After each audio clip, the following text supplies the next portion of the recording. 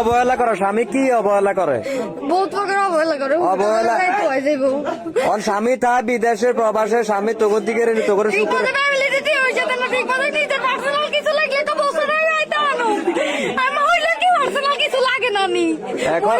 গুরুত্ব জিনিস আছে পার্সোনাল লাগে। স্বামী থেকে স্বামী আনতে স্বামী ব্যতীত যদি কেউ না থাকে তাইলে নিতে যাই আনার লাগে। তাইলে ওইগুলো আমার টাকা পয়সা না দিলে আমি চলি কেমনে? এখন আমার কথা শুনুন, আমার কথা হলো আপনার স্বামী প্রবাস গেছে আপনাদেরকে সুখে রাখার লাই। সে তার সব সুখ টাকার বিষয়ে আমার লাগে এরকম সব সুখ তার বিসর্জন দিয়ে সে বিদেশে গেছে আপনাদেরকে সুখে রাখার লাই। কত কষ্ট করে সে টাকা উপার্জন করে, সে টাকা দিয়ে আপনাদের সংসার চালা, আপনাদেরকে চালা। হয়তো সবসময় আপনাদের সব চাহিদা পূরণ করতে পারে না, এই কারণে কি দুইটা সন্তান এরকম সুন্দর সুন্দর দুইটা বাচ্চা রাখি আপনি চলে যাবেন এই সংসার তুই।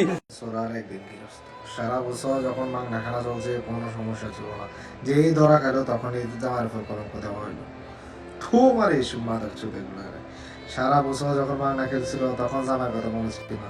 এই যখন ধরা খেয়েছে তখন বুঝি জামাই দেখে নাই, জামাই টাকা পয়সা দেয় নাই, জামাইয়ের উপর কলঙ্কটা ছেড়ে দিল। এটা হলো নারী জাতি। এই কিছু কুলঙ্কর মাকি জাতির কারণে সমস্ত নারী জাতিরা আজ কলঙ্কিত দাগ নিয়ে আছে। প্রবাসীদের এই রক্ত মাখা পরিশ্রমকে তারা দাম দেয় না, অথচ তারা জামার উপর মানে নিজেদের চিন্তা ভাবনা, নিজেদের ভুলগুলোকে সেকেন্ডের মধ্যে তারা প্রবাসীদের উপর দিয়ে দেয়। আইরে মানুষ এগুলো যদি কোনো সঠিক বিচার না করে সমাজে এই ধরনের জিনা ব্যয় বিচার, এই ধরনের অপরাধ অপকর্ম বাড়তেই থাকতো। এই ধরনের মাথার চুপগুলো একদম ব্রাশ ফায়ার করে মেরা